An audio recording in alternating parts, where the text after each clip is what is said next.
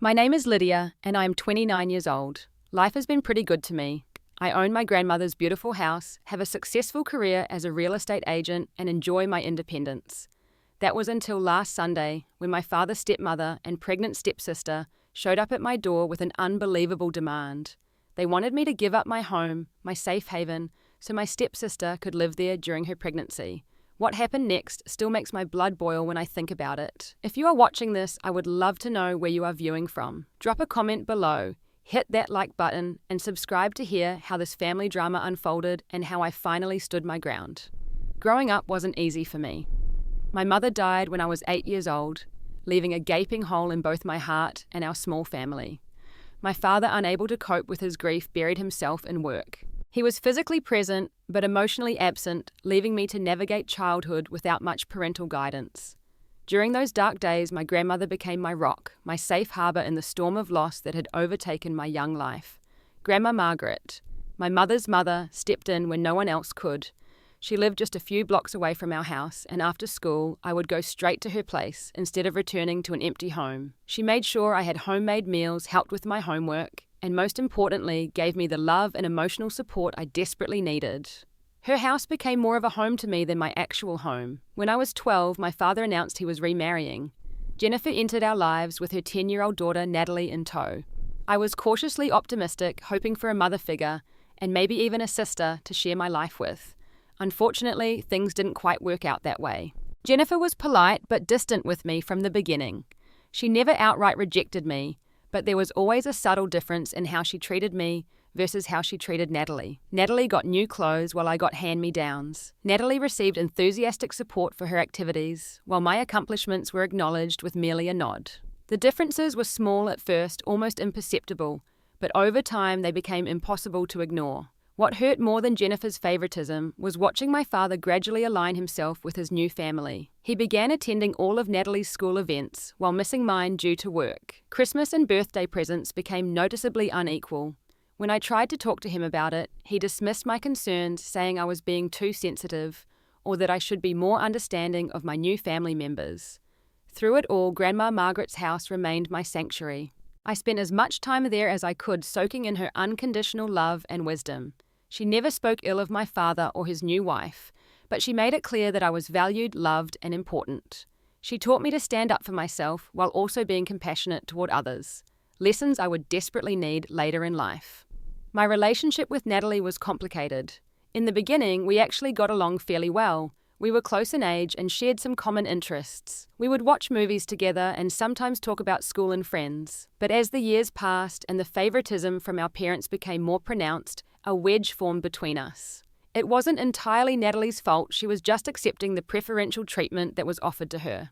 But it still hurt to see her take and take, while I was constantly expected to give and understand. By the time I reached high school, I had accepted that my father's house was just a place I slept, not a real home. My emotional center was at Grandma's house, where the walls seemed to radiate with love and acceptance. I got my first job at 16, not because I needed the money, but because it gave me a legitimate reason to be away from my father's house even more. As I entered college at the local university, my grandmother's health began to decline. The woman who had been my strength started to need my strength in return. I reduced my course load and took on part-time jobs to help with her mounting medical bills. My father offered some financial assistance, but it was minimal compared to what was needed. Jennifer and Natalie rarely visited Grandma, despite my grandmother's kindness toward them over the years. During my senior year of college, Grandma was diagnosed with terminal cancer. I moved in with her, completely transforming her living room into a makeshift bedroom so I could be near if she needed anything during the night. Those months were difficult, but precious. We talked more deeply than ever before, and she shared stories of her life lessons she had learned and hopes she had for my future. Just after I turned 25, Grandma Margaret passed away peacefully in her sleep. I was devastated. The one person who had truly been there for me, who had shaped me into the woman I had become, was gone. The funeral was small but meaningful, with friends and some family in attendance. My father came with Jennifer and Natalie, but they seemed more like distant acquaintances than family. A week after the funeral came the reading of the will. To everyone's surprise, especially my father's, Grandma had left her house to me. She had also left a modest sum of money that helped me finish my real estate licensing courses. My father seemed shocked by the inheritance, though he didn't say anything directly critical. Jennifer, however, made several passive-aggressive comments about how the house could have benefited all of us as a family. I ignored their thinly veiled resentment and focused on honoring my grandmother's memory by taking good care of the house she had loved so much. Over the next 4 years, I established myself as a real estate agent, slowly but surely building a reputation for honesty and hard work. The income allowed me to make improvements to the house, renovating the outdated kitchen, replacing the roof, and updating the electrical system. Every improvement was paid for with my own money earned through long hours and dedicated service to my clients. During those 4 years, my contact with my father's family was minimal. I would see them at Thanksgiving or Christmas, but the interactions were always strained and superficial. Natalie had dropped out of college and worked various retail jobs, never seeming to find her path. Jennifer continued to subtly criticize my life choices, implying that my career focus made me somehow less feminine or family-oriented. My father remained his passive self, never standing up for me, but also never directly joining in his wife's criticisms. Then about a month ago, I heard through a mutual family friend that Natalie was pregnant. The father of the baby was her boyfriend of 6 months, and apparently the pregnancy was unplanned. I sent a polite congratulatory text, but didn't think much more about it. Little did I know that this pregnancy would soon become the centerpiece of the most outrageous demand my family would ever make of me. The Sunday that changed everything started like any other. I had spent the morning catching up on paperwork for an upcoming property listing and was looking forward to a quiet afternoon in my garden. The spring weather was perfect gardening weather, and I had plans to plant some of my grandmother's favorite flowers along the front walkway. Just as I was changing into my gardening clothes, the doorbell rang. I wasn't expecting visitors, so I was surprised to open the door and find my father, Jennifer, and Natalie standing on my porch. My father looked uncomfortable. Jennifer wore an expression I couldn't quite read, and Natalie, whose pregnancy was now visibly showing, stood slightly behind them, one hand resting on her growing belly. "This is an unexpected surprise," I said, forcing a smile as I invited them in. "What brings you all over today?" They filed into my living room, and an awkward silence fell as they sat down. I offered them drinks, which Jennifer accepted with a tight smile. My father cleared his throat several times, but seemed unable to begin whatever conversation they had come to have. Finally, Jennifer broke the silence. "Your house looks nice, Lydia. You have done a lot with it since you got it." "Thank you," I replied, noticing the slight emphasis she placed on the word got, as if my inheritance had been some kind of undeserved windfall rather than the final gift from the woman who had raised me. "I've put a lot of work into it. Grandma would be happy to see it well maintained." More uncomfortable silence followed until my father finally spoke up. "Lydia, we wanted to talk to you about something important. It's about Natalie and her situation." Jennifer immediately jumped in her voice, taking on a practiced, concerned tone. "As you know, Natalie's expecting now. It's a difficult time for her." Natalie looked down at her hands but said nothing. "Her boyfriend left when he found out about the baby." My father continued, his voice lowering.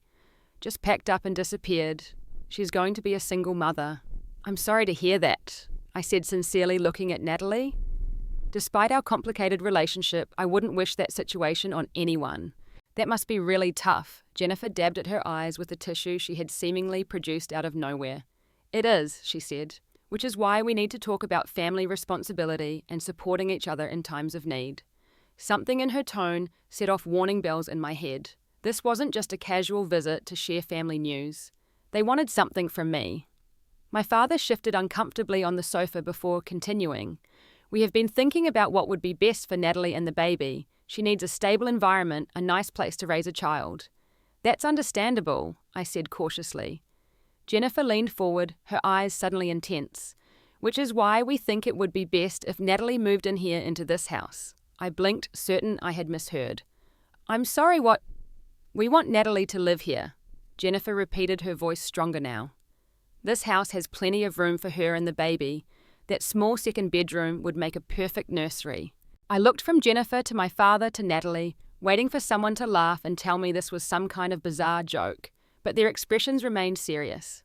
"You want Natalie to move in with me?" I asked, still trying to process what was being suggested.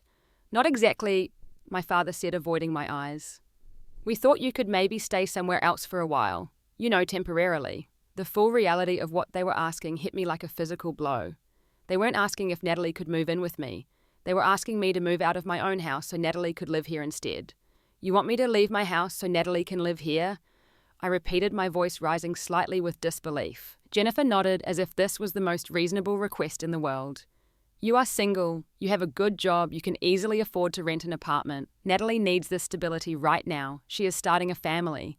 Okay, this is my home, I said slowly, feeling like I had entered some kind of alternate reality, the home my grandmother left to me. Yes, but family should help family, Jennifer countered. Your grandmother would want you to help your sister in her time of need. Stepsister, I corrected automatically, immediately regretting how cold it sounded, but I was too shocked to filter my responses. I was thinking I could use the master bedroom. Natalie spoke up for the first time, seemingly oblivious to my growing dismay. And the small room across the hall would be perfect for the nursery. I'd probably repaint it, maybe a nice yellow or green, since we don't know if it's a boy or girl yet. She was already planning renovations to my house. They had clearly discussed this in detail before coming to see me so confident in my compliance that they were already making plans for my space. I felt my chest tighten with a mixture of shock and anger. Have you looked into other housing options? I asked, trying to keep my voice steady.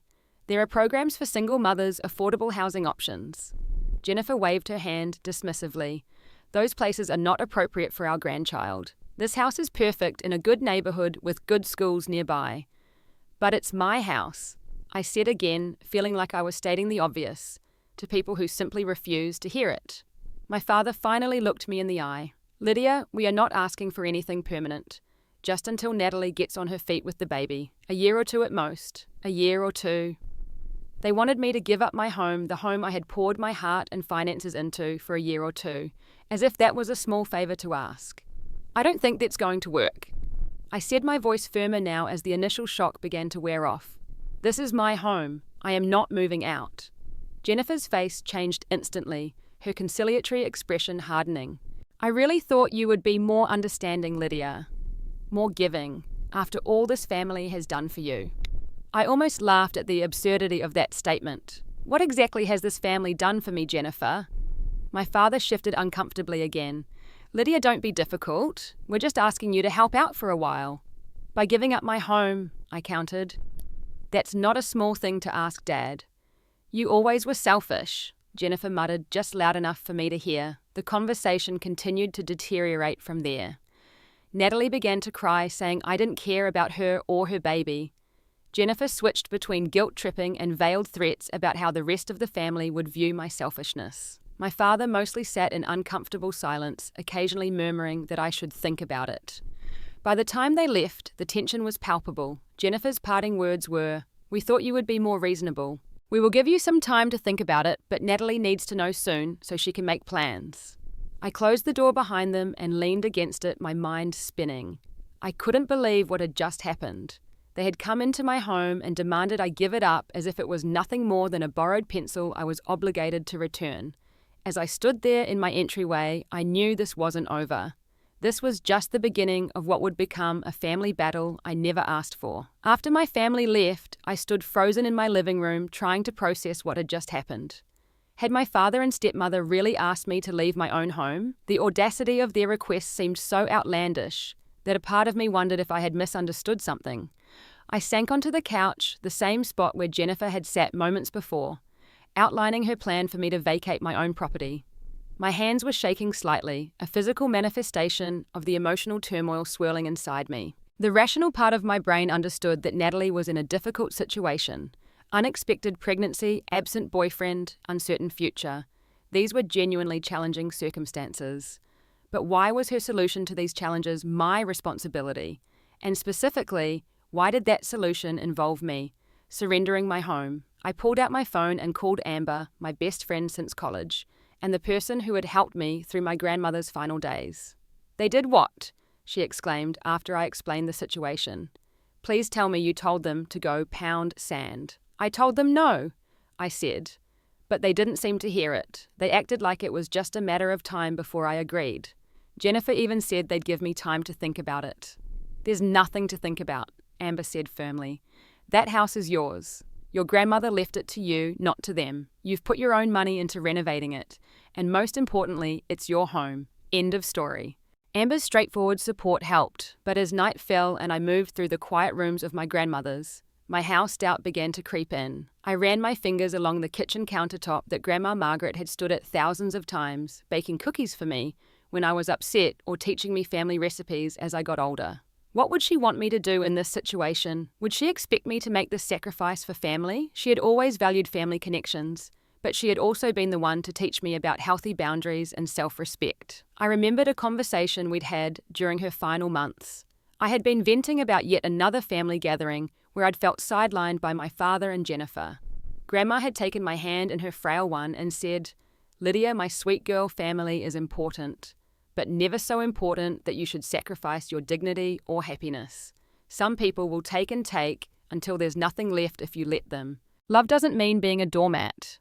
Was I being selfish for not wanting to give up my home? The house wasn't just property to me. It represented security and love, the two things that had often been in short supply from my father's household. This was the one place I had always felt completely safe and accepted. It was more than walls and a roof. It was a physical manifestation of my grandmother's love and her belief in me. That night, sleep eluded me. I tossed and turned, replaying the conversation with my family and imagining future confrontations. By morning, I was exhausted, but no closer to feeling at peace with the situation. I decided to take a walk around the neighborhood, following a route my grandmother and I had often taken together. The familiar sidewalks and houses gradually calmed my churning thoughts. I ended up at a small park where Grandma and I used to sit and feed the ducks in the pond. As I sat on our usual bench, watching the morning light play on the water, clarity began to emerge from my confused emotions. This pattern of being sidelined for Natalie's benefit wasn't new. It had been happening since I was 12 years old. The only difference now was the scale of what they were asking me to give up. If I agreed to this, if I walked away from my home even temporarily, what precedent would that set? What would be the next sacrifice expected of me? And would there ever be reciprocation from their side? Or would I forever be the one expected to give while they took? When I returned home, I found myself looking at the situation with new eyes.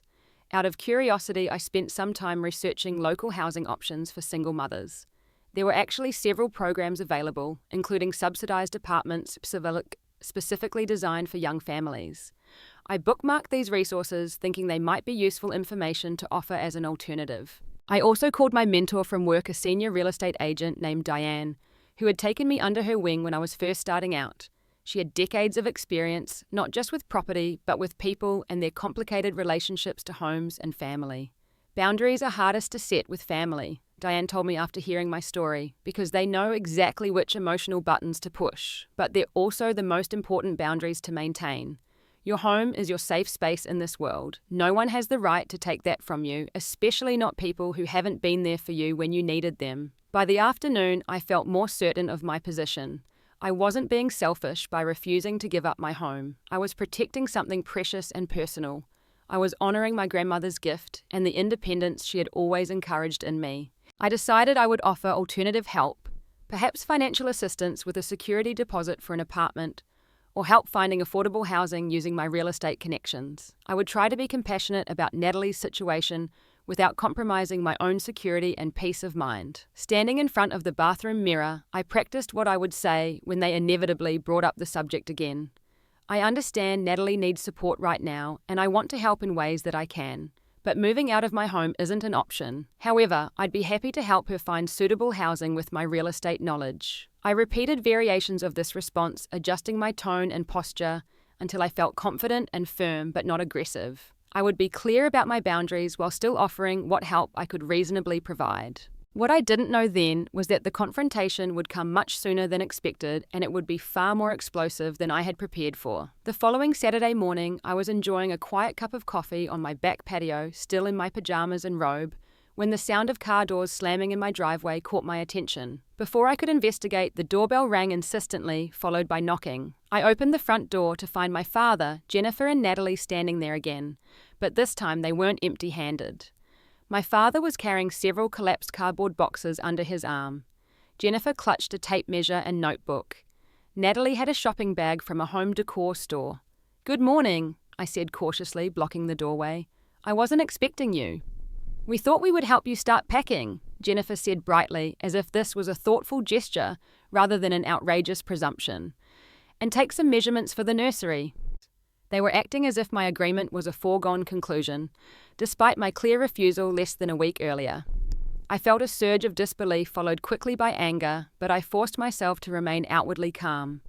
"I think there's been a misunderstanding," I said, keeping my voice level. "I'm not moving out. This is my home and I intend to stay in it." Jennifer's smile faltered, then disappeared entirely.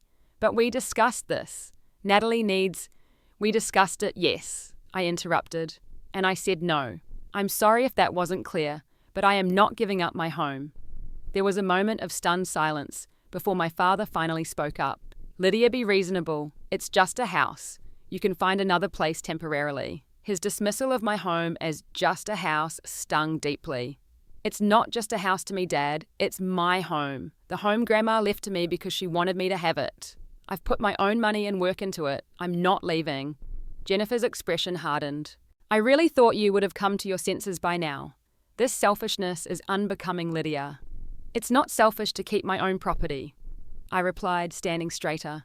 "What's selfish is expecting someone to give up their home because you don't want to explore other options." "What other options?" Natalie burst out, her voice quavering with emotion. "Do you know how hard it is to find a decent place when you're pregnant and single? No one wants to rent to me." "Actually, I do know about housing options," I said, seizing the opportunity to offer the alternatives I had researched. "There are several programs specifically for single mothers. I've gathered some information I can share with you, and with my real estate connections, I could help you find something affordable and safe." "We don't want charity housing," Jennifer snapped. "Natalie deserves better than some cramped apartment in a bad neighborhood." "These aren't charity housing, but," I corrected. "They're legitimate programs designed to help people in transitional periods, and there are options in good neighborhoods with access to services for new mothers." My father shifted the boxes under his arm uncomfortably. "Lydia, your sister is having a baby. Don't you think family should come first?" "Stepsister," I corrected again. "And yes, I believe in supporting family. That's why I'm offering to help find housing and even assist financially with a deposit. But giving up my home is not a reasonable request." Jennifer's face flushed with anger. "We've already told Natalie she could have the house. We promised her." That statement stopped me cold. "You promised her my house without even asking me first?" "We thought you would understand once we explained the situation," my father said weakly. "Well, you thought wrong," I replied, my own anger rising now. "You had no right to promise someone else my property, none whatsoever." "You've always been this way," Jennifer said, her voice rising. "Always thinking only of yourself, after everything we've done for you." "What exactly have you done for me, Jennifer?" I interrupted, years of pent-up resentment finally boiling to the surface. "Since you married my father, I've been an afterthought in my own family. Natalie always came first, her needs, her wants, her accomplishments. Even my father gradually forgot about me in favor of his new family." "That's not true," my father protested, but his eyes slid away from mine, unable to maintain contact in the face of this uncomfortable truth. "It is true," I insisted. "The only person who was consistently there for me was Grandma Margaret. She was more of a parent to me than either of you. She left me this house because she knew I would treasure it, and because she wanted me to have the security you never provided." "Your grandmother would be disappointed in your behavior right now," my father said, his voice suddenly harsh. "She would expect you to help family in need." That statement cut deeper than any other. Using my grandmother against me felt like the ultimate betrayal. "Don't you dare presume to know what my grandmother would want," I said, my voice shaking with emotion. "She was the one who taught me to stand up for myself when people tried to take advantage of me, even family." Natalie had started crying, large theatrical tears rolling down her cheeks. "I just need a safe place for my baby," she sobbed. "Don't you care about your niece or nephew at all?" "Of course I care," I said, softening my tone slightly when addressing her directly. "That's why I'm offering real help, not just giving in to an unreasonable demand. There are better solutions than displacing me from my home." "The extended family is going to hear about this," Jennifer threatened. "Everyone will know how selfish you're being." "Go ahead and tell them," I replied, beyond caring about their opinion at this point. "Tell them you demanded I give up my home and got angry when I refused. See how reasonable that sounds to anyone outside this conversation. I deserve this house more than you do?" Natalie suddenly blurted out, her tears abruptly stopping. "I'm starting a family. You're just one person. It's wasted on you." Her words hung in the air, revealing the entitled mindset that had been cultivated by years of preferential treatment. In that moment, I saw clearly how my father and Jennifer had created this situation through their constant favoritism. "This house isn't wasted on me," I said quietly but firmly. "It's my home legally and emotionally, and I'm not leaving it." "We'll see about that," Jennifer said ominously. "I'm not convinced your grandmother's will was entirely proper. Maybe we should have a lawyer look into it." That was the final straw. Threatening my legal ownership of the house crossed a line I couldn't ignore. "I think you should leave now," I said, my voice ice cold. "All of you.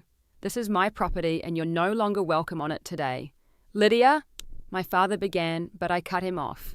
"Leave now, or I will call the police and report you for trespassing." The shock on their faces might have been amusing in any other circumstance. They clearly hadn't expected me to stand my ground so firmly. After a moment of stunned silence, they turned and walked back to their car, Jennifer muttering something about this not being over. As I closed and locked the door behind them, my hands were shaking.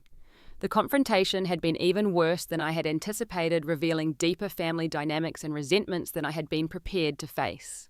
But beneath the emotional turmoil, I felt something else, a sense of power and self-respect that came from defending my boundaries, despite intense pressure to abandon them. Once their car had pulled away, I slid down against the closed door until I was sitting on the floor, letting the tears come.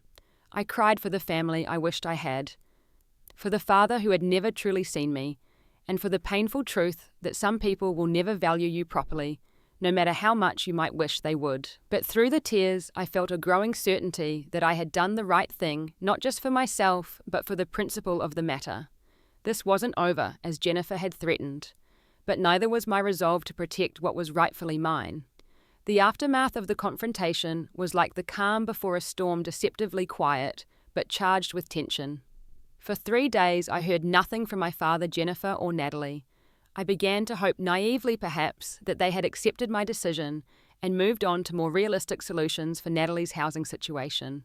Then the messages started. First came a text from my father's sister, Aunt Karen, whom I saw perhaps once a year at family gatherings. "Just heard about your situation with Natalie, praying you'll find it in your heart to help family in need. Remember, blood is thicker than water." I hadn't spoken to Aunt Karen in months. The only way she could know about the situation was if my father or Jennifer had contacted her, and the way she framed it, "help family in need," suggested she'd heard a carefully edited version of events that cast me as the villain. Over the next 2 days, similar messages arrived from other extended family members, cousins, aunts, uncles, people who rarely contacted me normally, but now felt entitled to weigh in on my personal housing decisions. Each message carried the same underlying tone of judgment, the implication that I was being selfish for not surrendering my home. Then I discovered the social media posts. Jennifer had shared a tearful update about Natalie's housing crisis and how certain family members were refusing to help despite having more than enough space. She hadn't named me directly, but anyone who knew our family could easily fill in the blanks. The post had dozens of sympathetic comments, with people offering prayers and expressing shock at how someone could be so heartless to a pregnant family member. The public nature of Jennifer's attack felt like a new level of manipulation. She was attempting to shame me into compliance by turning extended family and friends against me. The strategy was as transparent as it was infuriating. 2 days after the social media campaign began, my father called. His voice was subdued, almost apologetic, but his message was the same. "Lydia, I know things got heated last weekend," he began, "but I hope you've had time to reconsider. The situation with Natalie is only getting more urgent." "Dad, my answer hasn't changed," I said firmly. "I'm not moving out of my home." He sighed heavily. "Your grandmother would want you to help your sister. She always believed in family taking care of family." "Don't use Grandma to manipulate me," I replied, my voice sharper than intended. "She believed in family support, yes, but not in one-sided sacrifice. I've offered to help Natalie find suitable housing and even assist with deposits. That's a reasonable offer." "Jennifer thinks—" "I don't care what Jennifer thinks," I interrupted. "This is my house, my decision, and it's final." After we hung up, I felt drained but resolute. The conversation confirmed what I had already suspected: they weren't going to accept my refusal easily. The next day brought an unexpected visitor. My father's sister, Aunt Paula, appeared on my doorstep around lunchtime. Unlike the rest of the family, Aunt Paula had always been kind to me, though we weren't particularly close. "I hope you don't mind me stopping by unannounced," she said when I opened the door. "I wanted to talk to you in person." I invited her in cautiously, half expecting another lecture about family obligation. But as we settled in the living room with cups of tea, her approach surprised me. "I've heard Jennifer's version of what's happening," she said directly. "Now I'd like to hear yours." The simple act of someone wanting my perspective brought a lump to my throat. I explained the situation fully, the outrageous demand, the alternatives I had offered, the escalating pressure tactics. Aunt Paula listened attentively, nodding occasionally. When I finished, she sighed deeply. "I suspected as much. Jennifer has always had a talent for reshaping reality to suit her narrative." "You believe me?" I asked, hating how vulnerable the question made me sound. "Of course I do. And more importantly, I think you're right to stand your ground. What they're asking is unreasonable by any standard." Her support was like a lifeline in a sea of criticism. Aunt Paula went on to share some insights that helped explain the intensity of my stepmother's campaign. "You should know that Jennifer and your father have been having financial problems," she revealed. "Your father's business hasn't been doing well, and they've had to scale back significantly. I think they see your house as a solution to multiple problems. Housing for Natalie, yes, but also potentially a financial asset they could leverage somehow." This new information made the pieces fall into place. The desperate insistence, the immediate escalation to threats, the public pressure campaign, all of it suggested stakes beyond just finding Natalie a suitable home. "Do you think they might try to challenge Grandma's will?" I asked, remembering Jennifer's ominous threat about having a lawyer look into it. "They might try," Aunt Paula said, "but I doubt they'd get far. Margaret was meticulous about her affairs. Still, it might be worth consulting with the lawyer who handled her estate, just to be certain everything is airtight." After Aunt Paula left, I followed her advice and made an appointment with Mr. Goldstein, the attorney who had handled my grandmother's will. His office scheduled me for the following week, but his assistant assured me that everything had been properly filed and recorded at the time of the inheritance. 2 days later, I experienced a disturbing escalation in Jennifer's tactics. I was at work showing a property to prospective buyers when she appeared in the open house, ostensibly looking at the property herself. When my client stepped outside to make a phone call, she approached me directly. "This could have been resolved quietly within the family," she said, her voice low but intense. "But you're forcing us to take more direct measures." "Are you threatening me at my workplace?" I asked incredulously. "I'm simply letting you know that actions have consequences," she replied, before walking out. The following day, my broker called me into his office. Someone had filed an anonymous complaint against my real estate license alleging unethical practices. The complaint was vague and ultimately dismissible, but it required paperwork and explanations that took time away from my clients and caused unnecessary stress. I couldn't prove Jennifer was behind it, but the timing was too convenient to be coincidental. She was escalating from emotional manipulation to active sabotage of my career. When I shared what was happening with my colleagues, they rallied around me with surprising solidarity. My broker, after hearing the full story, was particularly supportive. "Family disputes spilling into professional territory crosses a line," he said firmly. "If anything like this happens again, we'll pursue legal options for harassment." The most disturbing incident came a few days later. I returned home from work to find my garden gate open and voices in my backyard. When I investigated, I discovered my father, Jennifer, and a man I didn't recognize walking the perimeter of my property, making notes and taking measurements. "What are you doing here?" I demanded, startling them. "Lydia," my father exclaimed, looking guilty. "We were just looking around." "You're trespassing," I said flatly. "Who is this person?" The stranger turned out to be a contractor they had brought to assess potential renovations to my house that they had no right to plan. "You need to leave immediately," I told them, pulling out my phone. "All of you, or I'm calling the police." Jennifer glared at me, but gathered her things. As they left, I heard her mutter to my father, "See, this is why we need to explore other options." That evening, as I was still processing the violation of finding them on my property without permission, I received a text from an unknown number. It was Natalie asking if we could talk privately. Against my better judgment, I agreed to meet her at a coffee shop the next day. When I arrived, Natalie was already there, her pregnancy now prominently visible. She seemed nervous, fidgeting with her cup and avoiding eye contact initially. "I wanted to talk to you without Mom around," she began hesitantly. "Things have gotten really intense and I I just wanted to understand why you won't help me.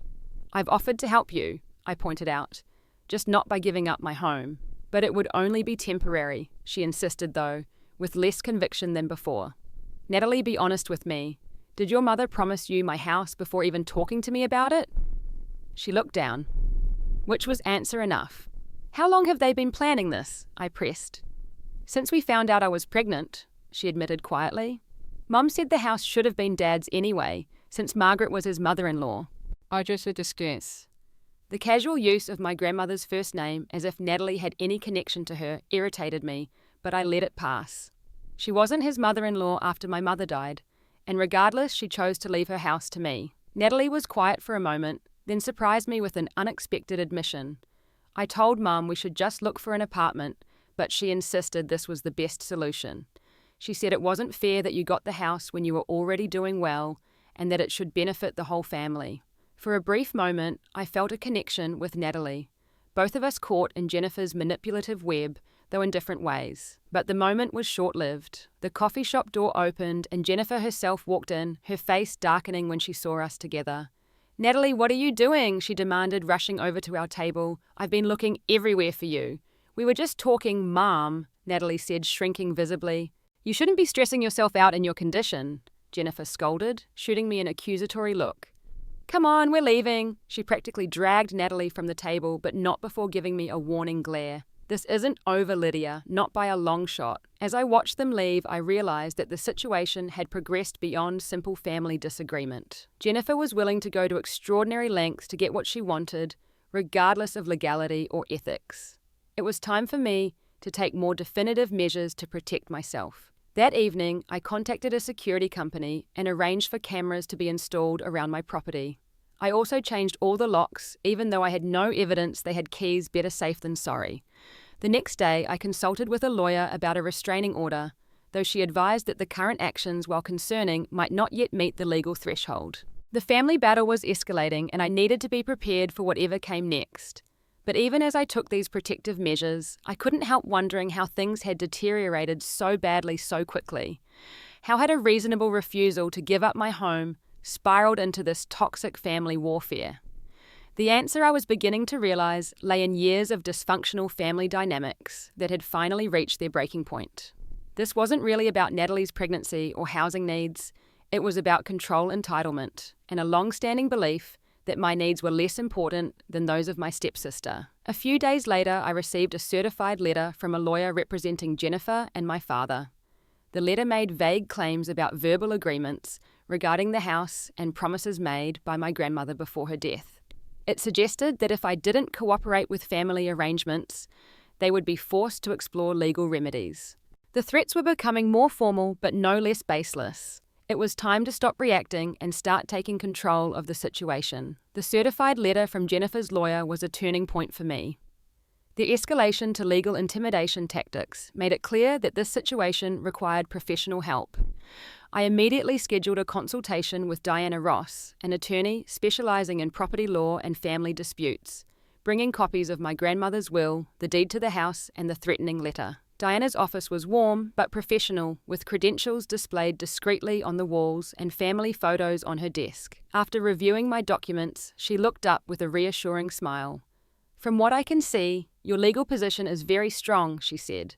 Your grandmother's will is properly executed and quite clear. The house was left to you without conditions or encumbrances. So they have no legal grounds to force me out? I asked. Yes, needing absolute clarity. None whatsoever, Diana confirmed. This letter is nothing more than an intimidation tactic. There are no verbal agreements or promises that would hold up in court, especially against a properly executed will and years of unchallenged ownership. A weight lifted from my shoulders at her confident assessment.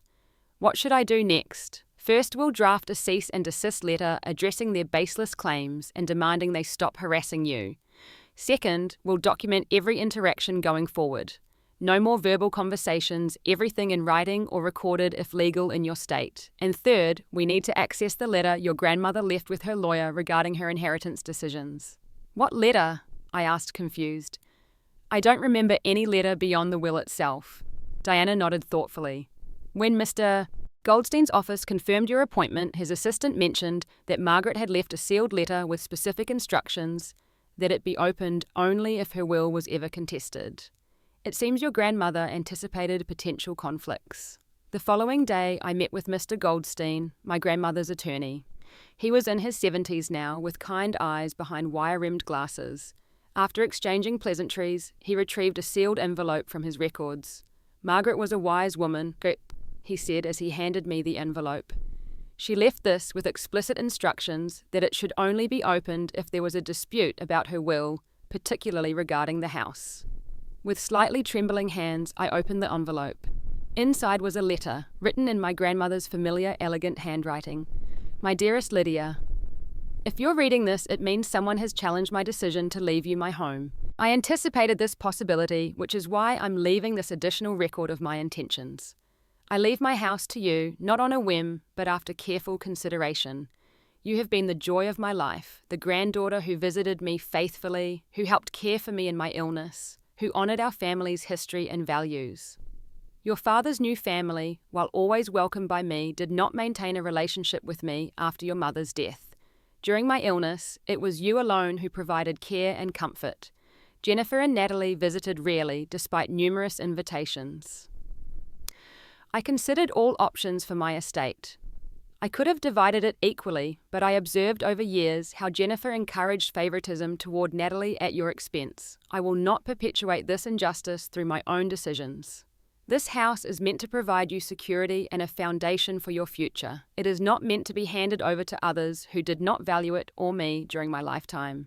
They're saying, I am sound of mind and body while writing this letter, and my decision is made with full awareness and intention. Stand firm in protecting what is rightfully yours, my darling girl. Remember that generosity should never require self-sacrifice to the point of harm. With all my love. Grandma Margaret. Tears streamed down my face as I read her words. Even now, years after her death, my grandmother was still protecting me, still offering wisdom and support when I needed it most. Mr. Goldstein gave me a moment to compose myself before speaking. This letter, along with my personal testimony about Margaret's mental clarity and intentions, provides additional evidence should we need it. But I doubt it will come to that. Once your father and his wife understand the strength of your position, I expect their legal threats will evaporate. Armed with this new document and Diana's cease and desist letter, I felt empowered to take a more proactive stance. I instructed all communication from my father's family to go through my attorney. I documented every text, email, and social media post related to the dispute. I informed my workplace about potential disruptions and installed additional security measures at my home. Word of the escalating conflict spread through the extended family, and to my surprise, several relatives reached out with support. My father's brother, Uncle James, called me directly. I've known Jennifer for years, he said, his voice gruff with disapproval. This isn't the first time she's tried to manipulate family situations for financial gain. She tried something similar with your grandfather's fishing cabin before you were born. This new information confirmed my suspicions that Jennifer's motivations went beyond concern for Natalie. Uncle James went on to reveal that my father and Jennifer had remortgaged their home twice and were possibly facing foreclosure details that explained their desperate grab for my property. The situation came to a head at a family gathering for my cousin's wedding. I had considered not attending, but Diana advised that avoiding family events could be seen as an admission of wrongdoing. So I went, head held high, prepared for confrontation. It came sooner than expected during the pre-ceremony reception. Jennifer approached me while I was chatting with Aunt Paula, her face a mask of righteous indignation. I hope you're proud of yourself, she said loudly enough for nearby guests to hear. Hiding behind lawyers while your sister struggles to find decent housing for her baby. Several heads turned in our direction. This was clearly a calculated move on Jennifer's part, a public shaming attempt to pressure me into compliance. But I was prepared. Calmly I responded, I'm not hiding behind anything, Jennifer. I've made reasonable offers to help Natalie find appropriate housing and assist financially with deposits. What I won't do is give up my home. It's just a house, she insisted, voice rising. No, it's my home, I corrected her. The home my grandmother left to me because she wanted me to have it. The home I've invested in and maintained. And as my lawyer has made clear, it's legally and rightfully mine. Lawyers, Jennifer scoffed at. So you're threatening legal action against your own family now. I only consulted a lawyer after receiving threatening letters from yours, I replied evenly. And speaking of family, did you know my grandmother left a letter explaining exactly why she left her house to me and not to my father or you? Jennifer's expression faltered slightly. She specifically mentioned how rarely you and Natalie visited her even during her illness, how it was me who cared for her at the end. She was quite clear about her intentions. By now, several relatives had gathered around listening intently. I hadn't planned to have this confrontation publicly, but since Jennifer had started it, I decided to finish it thoroughly.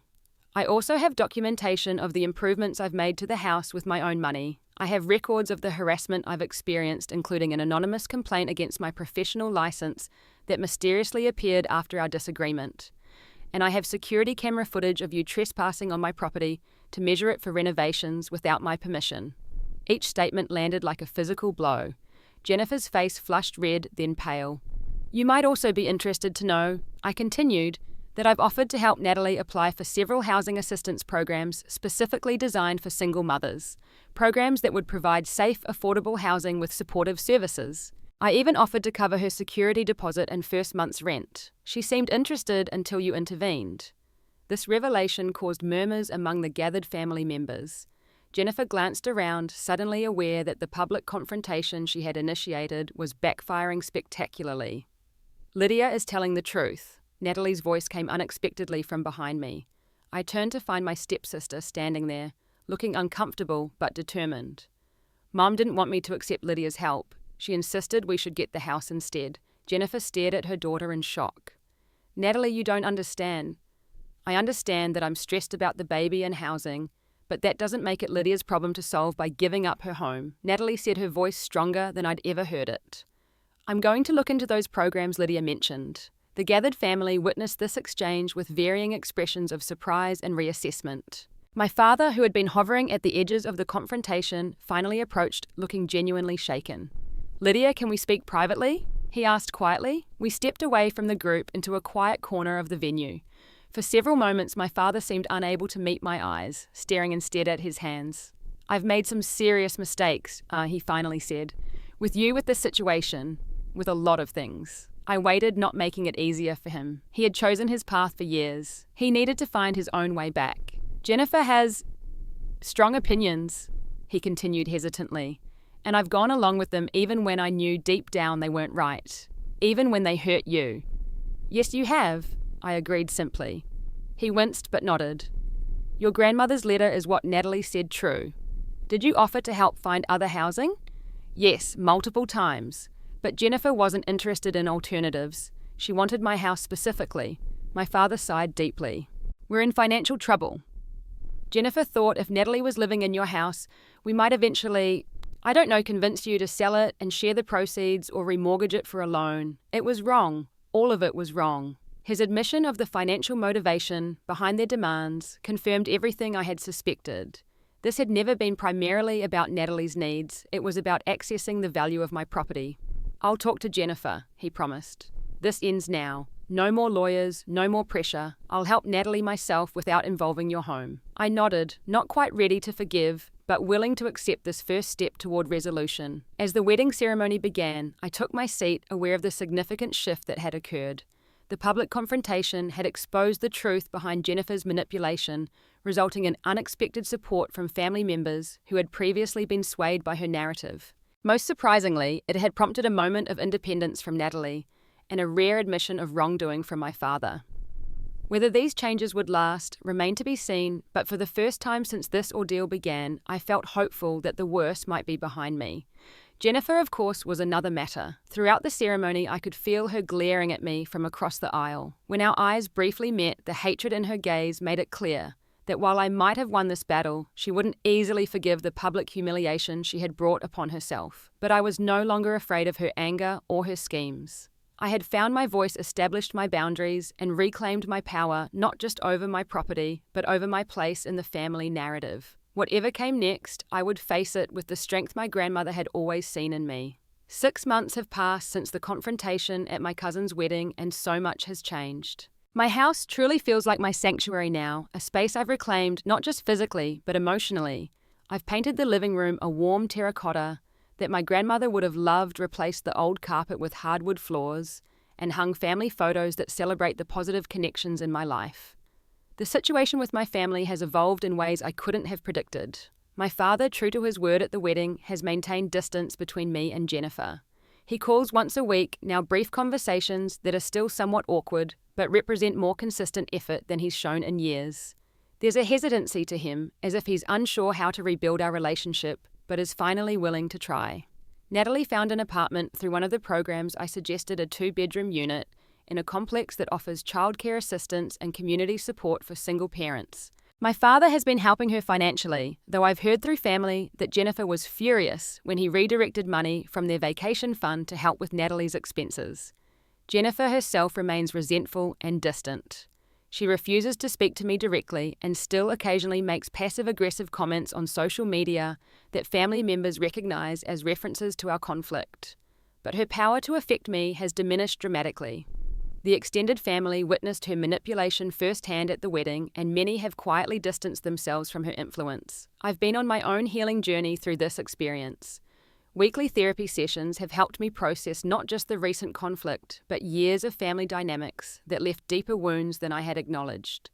I've connected with support groups for adult children of emotionally absent parents, finding community with others who understand the unique pain of being sidelined in your own family. One of the most meaningful projects I've undertaken is the restoration of my grandmother's garden. It had fallen into slight disrepair as I focused on indoor renovations, but this spring I've poured myself into bringing it back to life. Each plant and flower feels like a conversation with her memory, a way of honoring her presence in my life, while creating something new that's also mine. The boundaries I've established with my family feel solid now. I no longer accept last-minute demands or guilt-tripping. I engage on my terms, offering relationship, but not at the expense of my well-being. It's still a work in progress, but the difference in how I feel is profound. Less anxiety, less dread, more confidence in my right to protect my own space and peace. Last month I received an unexpected letter from Natalie. She had given birth to a healthy baby girl named Ellie and wanted to know if I would be interested in meeting my niece. The letter was tentative but sincere, acknowledging the tension between us and expressing hope for a fresh start. I thought carefully about her request. Part of me was hesitant, worried about reopening wounds or being drawn back into family drama. But another part recognized this as an opportunity to build a healthier relationship with Natalie, one based on mutual respect rather than competition or obligation. I decided to meet them for coffee, setting clear expectations about boundaries from the start. When I held baby Ellie for the first time, something shifted in my heart. This innocent child knew nothing of our complicated family history. She represented possibility, a chance to break cycles and create new patterns. Natalie seemed different too, more mature, more thoughtful. Parenthood had changed her perspective, she said, making her reconsider what truly matters and what kind of example she wanted to set for her daughter. I want to apologize, she said, as Ellie slept peacefully in my arms. For everything with the house, for not standing up to Mum sooner, for years of accepting favoritism that came at your expense. I didn't create this situation, but I benefited from it, and that wasn't fair to you. Her acknowledgement meant more than I expected. We've been taking small steps since then, occasional visits and text messages, building a cautious relationship that exists independently from Jennifer's influence. Professionally, I've continued to thrive. My broker promoted me to team leader last quarter, citing my demonstrated resilience and integrity during a difficult period, a reference to how I handled the complaint against my license. I've formed deeper friendships with colleagues who stood by me, relationships built on mutual respect and genuine care, rather than convenience or obligation. Throughout this journey, I've gained clarity about what family truly means. Blood relation is just biology. Real family is defined by consistent love, respect, and support. My grandmother understood this. She wasn't just leaving me a physical structure, she was giving me the foundation to build my own definition of family based on health and reciprocity rather than obligation and sacrifice. As I sit in her favorite reading chair by the bay window, watching the sunset cast golden light across her garden, now my garden, I feel her presence in the best possible way. Not as a ghost, but as a continuation, a thread of wisdom and strength that connects us across time. I've learnt that homes are not just physical spaces, but emotional boundaries we must protect. Sometimes the most loving thing we can do for ourselves, and ultimately for others, is to stand firm when it matters most, even against family pressure. This doesn't mean closing our hearts, but it does mean ensuring that our generosity comes from choice rather than coercion. My journey isn't over. Family healing is rarely linear or complete, but I face the future with clarity about my worth and my boundaries that I didn't have before this ordeal began. Have you ever had to stand your ground against family pressure? What helped you find the strength to protect your boundaries? Share your stories in the comments below. And if this story resonated with you, please like, subscribe, and share it with someone who might need to hear that it's okay to say no, even to family. Thank you for listening to my story, and remember, the strongest foundations are built on self-respect and healthy boundaries.